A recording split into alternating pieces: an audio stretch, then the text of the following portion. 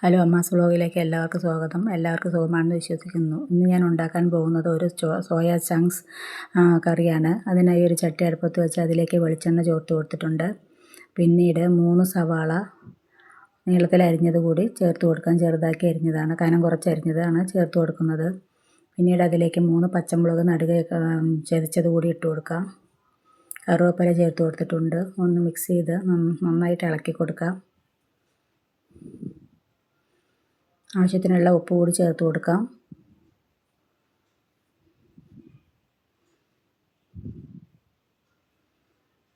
പിന്നീട് അതിലേക്ക് 1 സ്പൂൺ ഇഞ്ചി വെളുത്തുള്ളി പേസ്റ്റാണ് ഇട്ട് കൊടുത്തത്. നന്നായി മിക്സ് ചെയ്യാം. പൊടികൾ ചേർത്ത് കൊടുക്കുകയാണ്. മഞ്ഞൾപ്പൊടി 1 സ്പൂൺ ഇട്ട് കൊടുത്തു. കാശ്മീരി ചില്ലി പൗഡർ ചേർത്ത് കൊടുക്കാം. കുരുമുളക് പൊടിയാണ് പിന്നീട് ആഡ് ചെയ്യുന്നത്. ചിക്കൻ മസാല ചേർത്ത് കൊടുത്തു.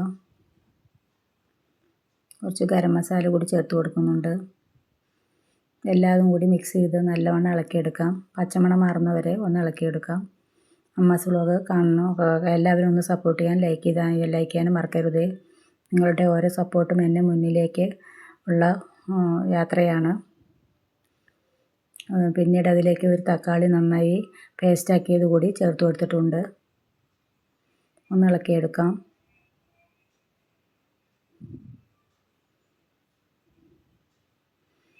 ഇതുവരെ സപ്പോർട്ട് ചെയ്ത എല്ലാവരോടും വളരെയധികം നന്ദിയുണ്ട്.